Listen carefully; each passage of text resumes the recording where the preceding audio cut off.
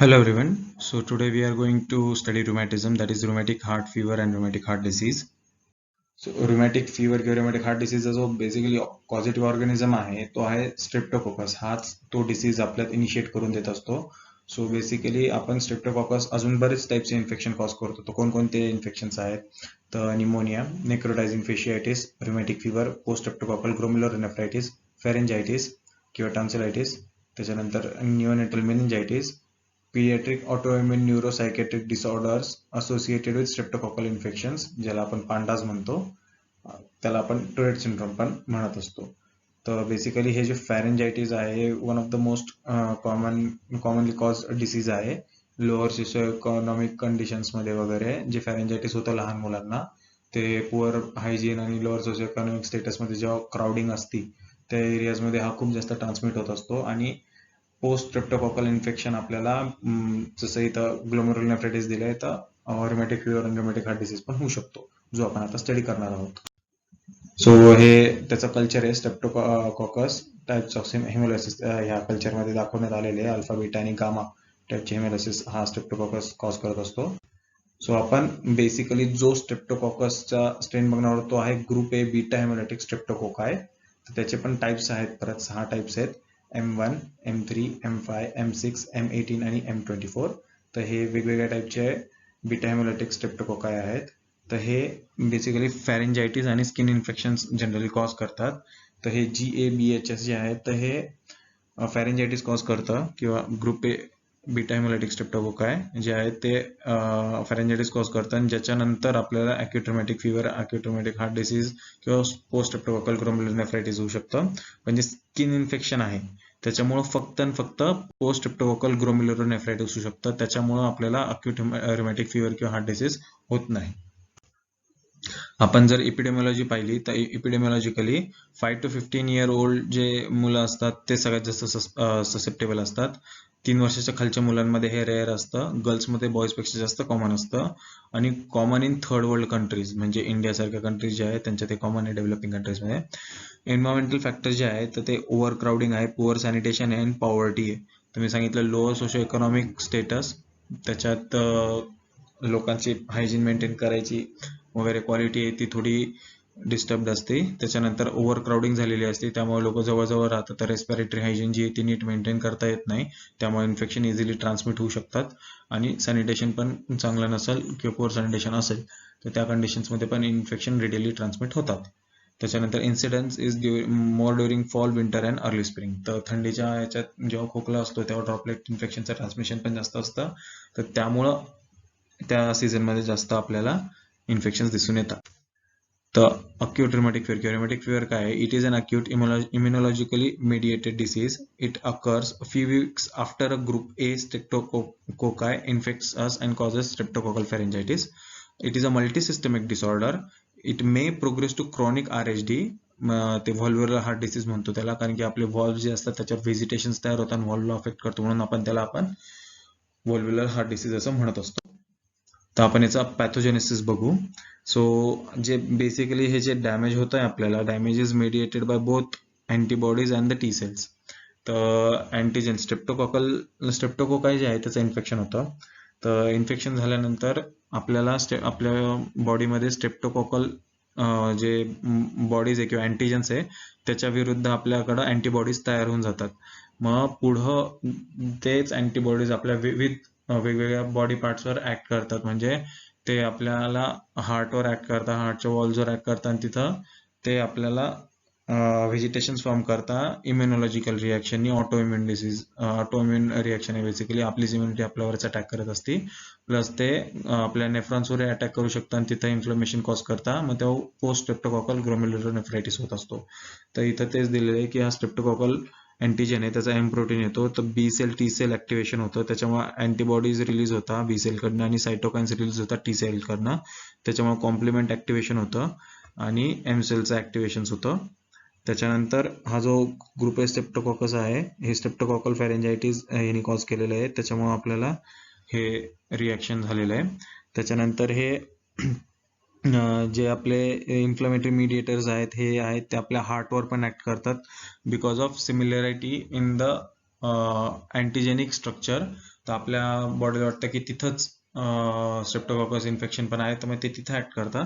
मग हार्ट वॉलला ते इथं डॅमेज करायला लागतं. हे वॉल्सवर आपण बघू शकतो, हे व्हेजिटेशन्स आहेत, मी मार्क करतोय. हे व्हेजिटेशन्स असे तयार होतात. हे वॉल्व आहे हार्ट वॉल, तिथं हे व्हेजिटेशन तयार झाले आहेत, इन्फ्लमेशन होतंय आणि ते जे तयार करतायत त्यांना ऑशकॉफ नोड्युल्स असं म्हणतात. हे ऑशकॉफ नोड्युल्स आहे, हे पॅथोग्नोमॉनिक आहेत, म्हणजेच कन्फर्मेटरी की हे जो डिसीज आहे, जर तुम्हाला ऑशकॉफ बॉडीज दिसला तर हा रुमॅटिक हार्ट डिसीज आहे कॉज बाय पोस्ट स्ट्रेप्टोकॉकल इन्फेक्शन, हे आपण त्यामुळे सांगू शकतो. ते आपण आता पॅथोजेनेसिस पाहिलं आहे RHDचं. त्याच्यानंतर क्लिनिकल फीचर्स काय आहेत, तर क्लिनिकल फीचर्स आपण मेन क्लिनिकल फीचर्स आहेत तर त्यात मायग्रेटरी पॉलीआर्थरायटिस आहे ऑफ लार्ज जॉईंट्स. तर मायग्रेटरी पॉलीआर्थरायटिस म्हणजे आपला एक जॉईंट दुखतोय त्याच्यानंतर दुसरा जॉईंट दुखायला लागतो, लगेच मग दुसरा जॉईंट दुखायला लागतो, बट त्याच्यात आपले मोस्टली लार्ज जॉईंट जे आहेत तेच इन्फेक्ट होतात, म्हणजे अँकल झालं, त्याच्यानंतर नी जॉईंट झालं, त्याच्यानंतर एल्बो आणि व्रिस्ट जॉईंट, तर हे जास्त करून इन्व्हॉल्व्ह झालेले असतात. पॅनकार्डायटिस होतं, म्हणजे पूर्ण जे कार्ड आपल्या हार्टचे जे तिन्ही लेयर्स आहे त्यांचं इन्फेक्शन होतं, पॅनकार्डायटिस. त्याच्यानंतर सबक्युटेनियस नूडल्स फॉर्म होतात, जे आपल्या स्किनच्या अंडर असे नॉन टेंडर नूडल्स फॉर्म होतात, ते सबक्युटेनियस नूडल्स असतात, जे थोडे थोडे लेप्रेसी सारखे वाटतात क्लिनिकल प्रेझेंटेशनच्या टाइमला. त्याच्यानंतर एरिदमा मार्जिनायटम, ते रेड कलरचे असे पॅचेस तयार होतात, ज्याच्याबद्दल आपण आता स्टडी करणार आहोत. आणि सेडेनहम स्कोरिया, तर तो जो कोरिया असतो म्हणजे जे इनव्हॉलंटरी मुवमेंट्स असतात त्याला आपण असं कोरिया म्हणतो. तर these are the clinical features of rheumatic fever. The diagnosis of RF is established by the Jones criteria. तर जोन्सनी एक क्रायटेरिया दिलेला आहे, आपण तो फॉलो करतो. जर आपल्याला त्या क्रायटेरियानुसार जे क्रायटेरियाचे जे रिक्वायरमेंट्स ते फुलफिल झाल्या तर मग आपण सांगू शकतो की याला रुमॅटिक हार्ट डिसीज आहे किंवा रुमॅटिक फीवर आहे ड्यू टू पोस्ट स्ट्रेप्टोकॉकल इन्फेक्शन. तर आपण तो क्रायटेरिया आता स्टडी करणार आहोत. तर जोन्सनी आपला जो क्रायटेरिया दिला आहे तो आपण इथं स्टडी करणार आहोत. तर मेजर आणि मायनर क्रायटेरियाज आहेत इथं. तर आपण हे मेजर क्रायटेरियाज आहेत आणि मायनर क्रायटेरियाज आहे. तर migratory polyarthritis, carditis, erythema marginatum, Sydenham chorea, subcutaneous nodules हे मेजर क्रायटेरिया झाले. आणि मायनर क्रायटेरियामध्ये arthralgia, fever, first degree heart block आणि एलिव्हेटेड इन्फ्लमेटरी मार्कर्स ESR आणि CRP. आपल्याला जर हे मेजर आणि मायनर क्रायटेरिया आहे तर त्याच्यासाठी त्याने कॉम्बिनेशन दिलेलं आहे. तर जोन्सचं म्हणणं असं आहे की कोणताही दोन मेजर क्रायटेरिया आले तर it is highly suggestive or confirmatory for RHD. किंवा सेकंड कंडिशन अशी आहे की एक मेजर प्लस दोन मायनर किंवा एक मेजर आणि तीन मायनर जर असे क्रायटेरिया आले तर आपण त्याच्यात म्हणू शकतो. मग कोणताही एक मेजर क्रायटेरिया किंवा दोन मेजर क्रायटेरिया घेतला तर आपल्याला लक्षात येऊ शकतो. कोणतेही दोन मेजर क्रायटेरिया घ्या तर जर ते आपल्याला पेशंटमध्ये दिसून आले he is suggestive or infected of rheumatic heart disease. त्याच्यानंतर आपण ही केस पाहिली त्याच्यात एक मेजर आणि कोणतेही दोन मायनर लागतील. आणि ह्या केसमध्ये आपल्याला एक मेजर आणि कोणतेही तीन मायनर क्रायटेरिया फुलफिल झालेले पाहिजे. तर ह्या केसेसमध्ये आपण हे जनरली म्हणतो की जोन्स क्रायटेरिया फुलफिल होतोय. आपण आता जोन्स क्रायटेरिया प्रॉपरली बघणार आहोत. तर रिवाइज जोन्स क्रायटेरिया आपल्याला काय सांगतो की त्यांनी पण यांना आता पॉप्युलेशनचे क्लास केलेले आहेत रिवाइज जोन्स क्रायटेरियामध्ये, जे WHO ने अप्रूव्ह केलेले आहे. तर त्याच्यात for all populations with evidence of preceding gas infection म्हणजे ग्रुप A स्ट्रेप्टोकॉकस इन्फेक्शन. तर कोणताही ASO टायटर्स आहेत आपले, ASO टायटर्स झाले, अँटी स्ट्रेप्टोकॉकल अँटीबॉडी झाल्या, जर आपल्याला यांचे प्रूफ असेल आपल्याकडे की त्यांना मागं स्ट्रेप्टोकॉकल फॅरेंजायटिस वगैरे होऊन गेलेलं आहे, जर आपल्याला त्याचं प्रूफ असेल तर आपण कसं डायग्नोज करू शकतो. तर मी आत्ताच आपल्याला हा क्रायटेरिया सांगितला, कोणतेही दोन मेजर मॅनिफेस्टेशन किंवा एक मेजर आणि दोन मायनर मॅनिफेस्टेशन किंवा मग एक मेजर आणि तीन मायनर मॅनिफेस्टेशन. जर हे कंडिशन फुलफिल झाले तर सगळ्या पॉप्युलेशन मध्ये आपण सांगू शकतो की RHD आहे म्हणून किंवा अक्यूट रुमॅटिक फीवर आहे म्हणून. त्यानंतर मेजर क्रायटेरिया जो लो रिस्क पॉप्युलेशन मध्ये आहे, ज्या पॉप्युलेशन मध्ये लो रिस्क असेल तर त्यांच्यासाठी त्यांनी वेगळे दिलेले आहे. आणि मायनर क्रायटेरिया जे लो रिस्क पॉप्युलेशन साठी आहे ते त्यांनी अजून वेगळे दिलेले आहे. तर आपल्याला फक्त जनरली हा स्टडी करायचा असतो जोन्स क्रायटेरियामध्ये. त्याच्यानंतर रुमॅटिक हार्ट डिसीज मध्ये आपण बघणार आहोत आता स्ट्रेप्टोकोकल फॅरेंजायटिस आणि टॉन्सिलायटिसचा सेकंडरी आहे. तर आपल्याला स्ट्रेप्टोकोकल जे आहे फॅरेंजायटिस आणि टॉन्सिलायटिस त्याच्यात हे दिसून येतं. टॉन्सिल्स आपल्याला इथं दिसत आहेत, हे एनलार्ज झालेले आहेत टॉन्सिल्स, मी ब्लू कलरने मार्क करतो. हे एनलार्ज टॉन्सिल्स दिसत आहेत आपल्याला दोन्ही केसेसमध्ये. तर बेसिकली मी अप्पर रेस्पिरेटरी ट्रॅक्ट इन्फेक्शनचा पण व्हिडिओ अपलोड केलेला आहे. आपण त्याच्यात पाहिलं होतं की टॉन्सिल्स रेड स्वोलन झालेले असतात, प्लस त्यांच्यावर हे व्हाईट कलरचे जे पॅचेस आहेत ते दिसतात, जे मी इथं ग्रीन कलरनी मार्क करतो. हे व्हाईट कलरचे पॅचेस दिसून येत आहे, which is suggestive of bacterial infection and not viral infection. Viral tonsillitis पण होऊ शकतं, बट व्हायरल टॉन्सिलायटिस मध्ये आपल्याला हे व्हाईट कलरचे पॅचेस नाही दिसून येत, फक्त रेड स्वोलन टॉन्सिल्स दिसून येतात. आणि युव्हिला सुद्धा आहे, हा सुद्धा एनलार्ज झालेला आहे. आपण युव्हिला जर पाहिला इथं, तर हा जो युव्हिला आहे हा सुद्धा थिक झालेला आहे किंवा स्वोलन झालेला आहे. तर it is also sign of bacterial infection. It is in this case streptococcal infection. हे इरिथमा मार्जिनाटम हे रेड कलरचे पॅचेस आहेत. तर यांचे कॅरेक्टरिस्टिक बेसिकली ही आहे की यांचे जे बॉर्डर्स आहेत ह्या पॅचेसचे ते रेड आहे, त्यामुळे ह्याला आपण इरिथमा मार्जिनाटम असं म्हणत असतो. तर हे पॅचेस जे आहेत त्यांच्या बॉर्डर्स रेड आहेत, त्यामुळे यांना आपण इरिथमा मार्जिनाटम म्हणतो. त्याच्यानंतर सबक्युटेनियस नोड्यूल्स आहे, हे नॉन टेंडर नोड्यूल्स आहेत सबक्युटेनियस नोड्यूल्स. तर हे आपल्याला दिसून येतात. दीज आर सेल्फ रिझॉल्विंग, याच्यासाठी आपल्याला शक्यतो ट्रीटमेंटची गरज पडत नाही. त्याच्यानंतर सेडेनम कोरिया. तर सेडेनम कोरिया म्हणजे बेसिकली कोरिया इज इनव्हॉलेंटरी मुवमेंट, जे आपले हात कधी कधी असे झटके मारतात लहान मुलांचे हात पाय, तर दॅट इज सेडेनम कोरिया. पण जर असं असेल की स्ट्रेप्टोकोकल इन्फेक्शनची हिस्ट्रीच नाहीये, पण तरी आपल्याला असे इनव्हॉलेंटरी मुवमेंट दिसत असतील, तर त्या केसमध्ये आपण त्याला प्युअर कोरिया असं म्हणत असतो, आणि ते रुमॅटिक फिवर गोळा नसतं, बट क्लिनिकल पॉइंट आहे हा. त्याच्यानंतर आपण आता क्लिनिकल फीचर स्टडी करणार आहोत. आर्थरायटिस, तर हे मायग्रेटरी पॉलीआर्थरायटिस आहे आणि हे मेजर जॉईंट्सच इन्व्हॉल्व करत असतं. तर मी तुम्हाला सांगितलं होतं नी, अँकल, एल्बो आणि रिस्ट हे जॉईंट्स कॉमनली इन्व्हॉल्व असतात. हे जनरली हिप आणि शोल्डर जॉईंटला इन्व्हॉल्व करत नाहीत, जरी ते मेजर जॉईंट असतील तरी. त्याच्यानंतर हे जे जॉईंट्स असतात, तर आर्थरायटिस झाले, बेसिकली इन्फ्लमेशन झाले, त्यामुळे तिथं ते पेन होत असतं, तर टेंडर असतात ते जॉईंट्स. आणि in children below 5 years arthritis usually is mild but carditis is more prominent. तर आर्थरायटिस हे माइल्ड असतं, बट आपल्याला कार्डायटिसचे प्रॉमिनंट सिम्पटम दिसून येतात. आणि arthritis do not progress to chronic disease, it resolves after the infection subsides.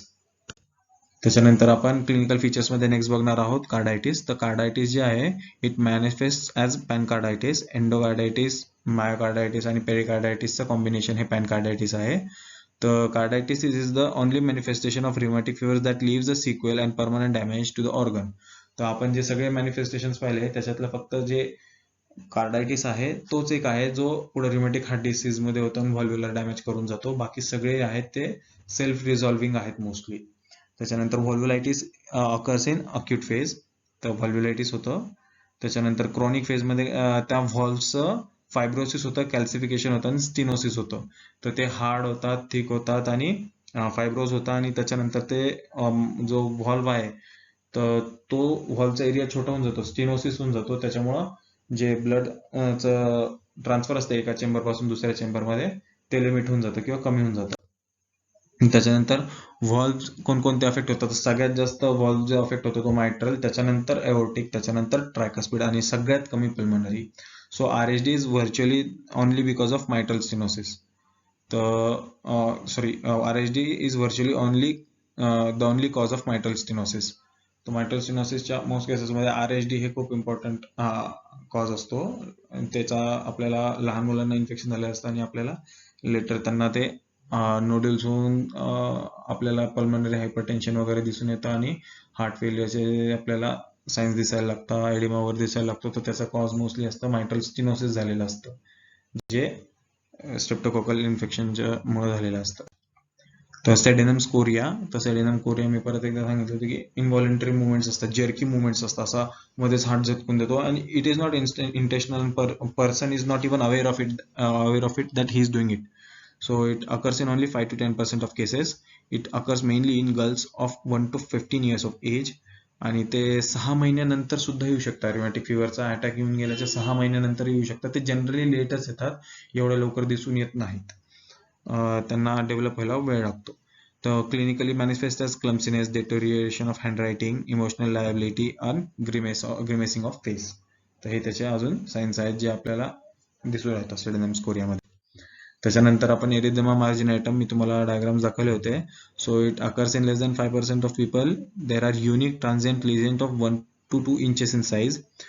Centre असा pale असतो, बट जी रेड कलरची असते मार्जिन ती इम्पॉर्टंट असते, म्हणून त्याला आपण एरिथेमा मार्जिनेटम म्हणतो. ती मार्जिन इरेग्युलर असते.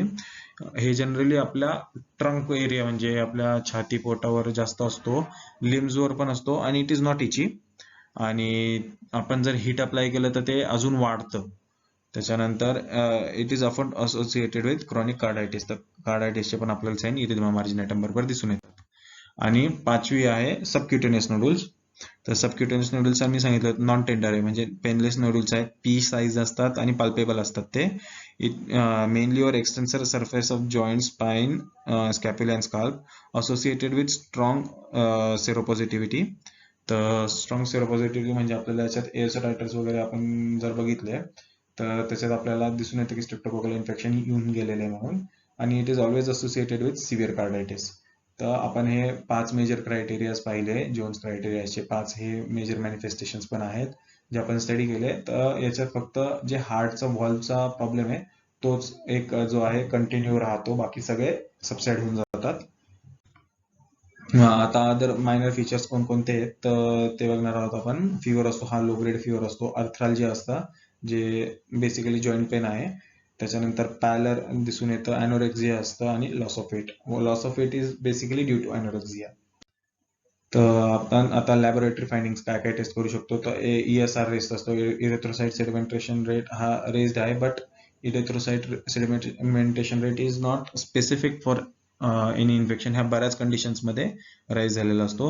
ॲनिमिया झालेला असतो, ल्युकोसायटोसिस झालेलं असतं. CRP पण हे बऱ्याच केसेसमध्ये वाढलेलं असतं. त्याच्यानंतर ASO म्हणजे अँटी स्ट्रेप्टोकोकल टायटर जे आहे ते 200च्या वर गेलेलं असतं. त्याची पीक व्हॅल्यू जी आहे ती 3 वीक्समध्ये आपल्याला पीक व्हॅल्यू भेटती आणि त्याच्यानंतर ती नॉर्मल यायला लागते 6 वीक्स नंतर. हे झालं ASO टायटर बद्दल. अँटी स्ट्रेप्टोकोकस टायटर हे ASO टायटर. तर त्याचा जो ओ अँटीजन आहे त्याच्यासाठीचा रायटर आहे. त्याच्यानंतर आपण अँटी DNase B टेस्ट करतो, ही पण स्ट्रेप्टोकॉकससाठी आहे. आणि त्याच्यानंतर थ्रोट कल्चर करतो आपण, थ्रोट स्वाब्स वगैरे घेतो आणि ते कल्चर करतो, त्याचं हिमोलायसिस पॅटर्न वगैरे स्टडी करतो आणि त्याच्यावरून आपल्याला कळतं की तो ग्रुप A बीटा हेमोलायटिक स्ट्रेप्टोकोकाय आहे, म्हणजे GABH स्ट्रेप्टोकोकाय आहे हे आपल्याला कळतं. त्याच्यानंतर कार्डायटिसच्या फीचर्समध्ये आपण ECG काढल्यावर आपल्याला PR इंटरवल पण वाढलेला दिसतो.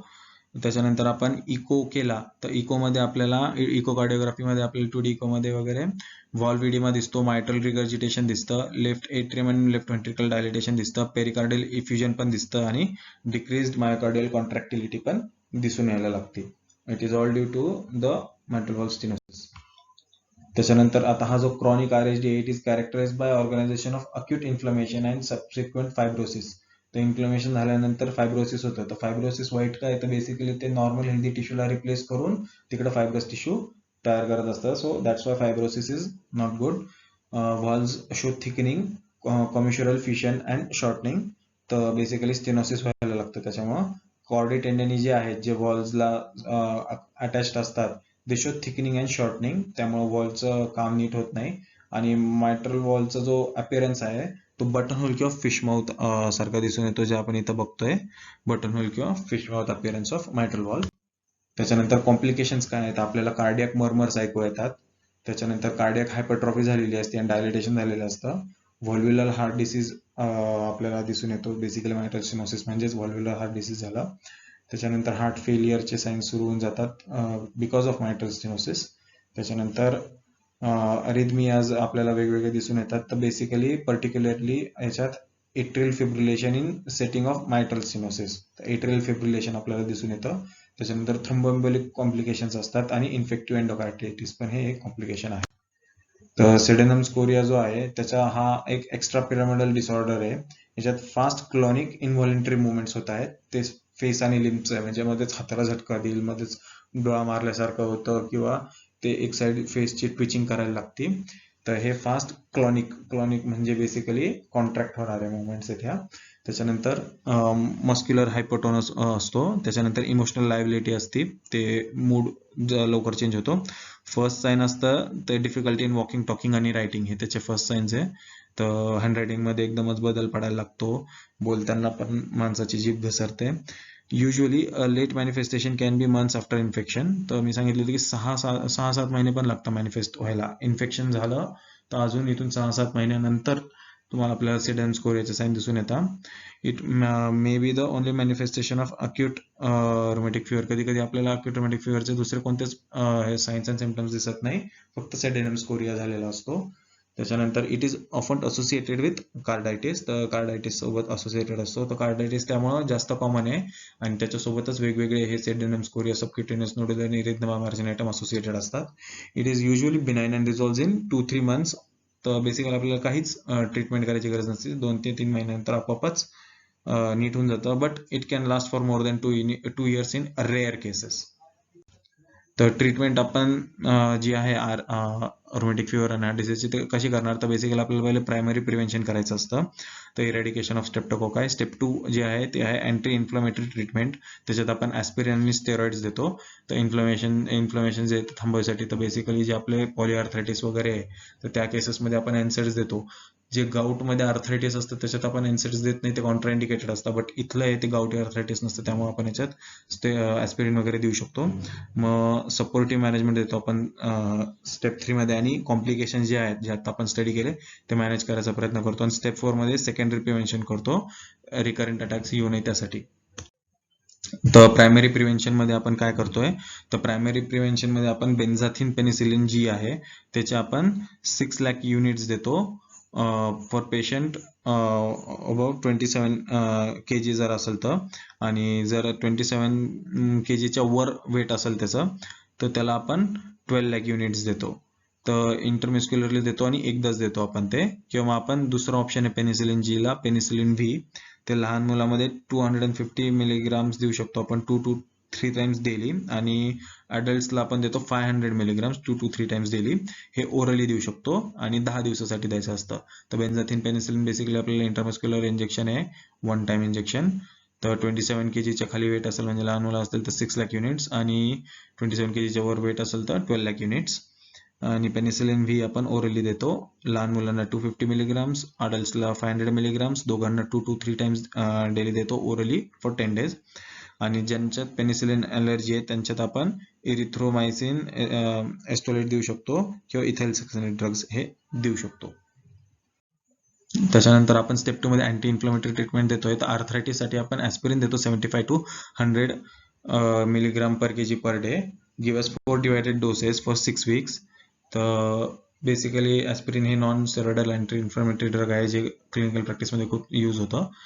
त्याच्यानंतर कार्डायटिससाठी आपण प्रेडनिसोलोन देत असतो. तर प्रेडनिसोलोन दिल्यामुळे जे इन्फ्लमेटरी रिस्पॉन्स आहे, इन्फ्लमेटरी रिस्पॉन्समुळेच ते आपल्या हार्टच्या अराउंड व्हेजिटेशन्स तयार होतात.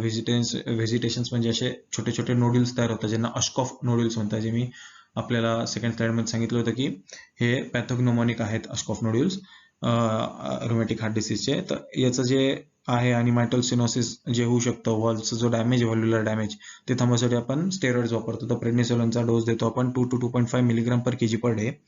मग आपण तो डोस देतो जो हळूहळू टेपर करायचा असतो, ते इथं आपण दिलेलं आहे. ॲस्पिरिन पण आपण त्याच्यासोबत देतो कार्डायटिसचे मॅनिफेस्टेशन कंट्रोल करायसाठी. त्याच्यानंतर आपण सपोर्टिव्ह मॅनेजमेंट आणि मॅनेजमेंट ऑफ कॉम्प्लिकेशन करत असतो. त्यासाठी आपल्याला बेड रेस्ट सांगायची असते. ट्रीटमेंट ऑफ कंजेस्टिव्ह हार्ट फेलियर जे आहे त्याच्यासाठी आपण डिजिटॅलिस आणि डायुरेटिक्स यूज करतो. तर डिजिटॅलिस बेसिकली कॉन्ट्रॅक्टिलिटी वाढवतं, मायोकार्डियल कॉन्ट्रॅक्टिलिटी, आणि डायुरेटिक्स आपलं प्रीलोड आणि आफ्टरलोड कमी करायचं काम करतं.